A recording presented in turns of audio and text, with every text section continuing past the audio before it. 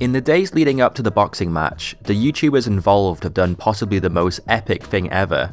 Get this, they've released diss tracks just before the fight. Isn't that the most epic thing ever? It's such an unexpected move. I mean, it's not like they're contractually obligated to release them to promote the fight or anything, right? Like, this is authentic drama, just like the boxing match itself, right guys? It's not just a manufactured PR stunt to get the most attention and revenue. That couldn't be the case, right? Okay, well, anyway.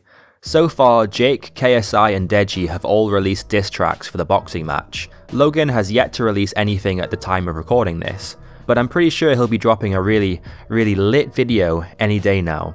KSI's diss track is pretty bizarre. It's definitely very creative and well produced, and it's received a lot of praise, but I honestly feel like it missed the mark by trying way too hard, and it's maybe just a little bit too surreal for its intended audience and purpose. I mean, if you're gonna include a reference to a film like The Shining in your diss track, you can bet that your fans aren't gonna have a clue what's going on, considering the film came out 30 years before most of them were even born.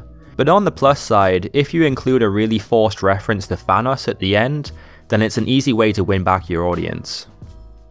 The video for Jake and Deji's diss tracks follow a more conventional theme for something like this, as they both show themselves training in a boxing ring.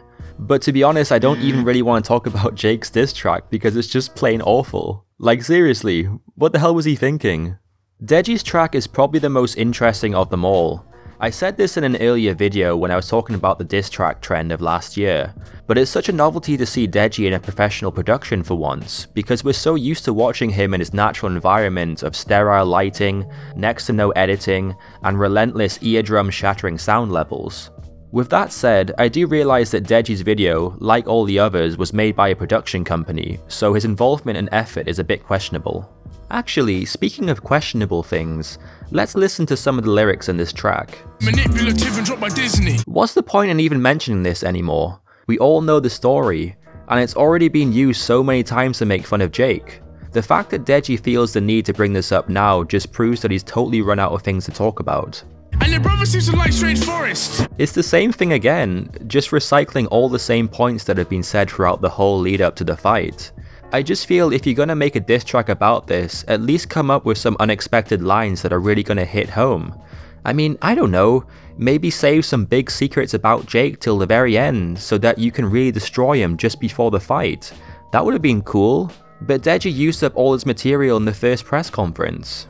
Why'd you wear heels with a shoe? All that really tells me that you wish that you grew. Deji, Jake is taller than you, so if he wished that he grew, what does that say about you? Also, if you're fighting someone who's quite a bit taller than you, it's probably best not to draw attention to anyone's height at all, as it will just remind your audience that you're the shorter opponent, and reinforces the idea that you're the underdog in this fight. And allegedly abusive to women. This line stood out to me the most of the whole track. Obviously, the subject matter of whether Jake has or has not abused women is very serious. In a general sense, for any comment in a diss track, it's odd to preface it by saying the word allegedly, almost as a way to cover your back and not get sued. The whole point of these diss tracks is to say a bunch of harsh truths, but saying allegedly in front of everything means that you could essentially say anything you want.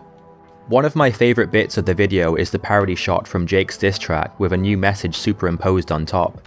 I think it's great because of how sloppy the tracking is for the new text added on top.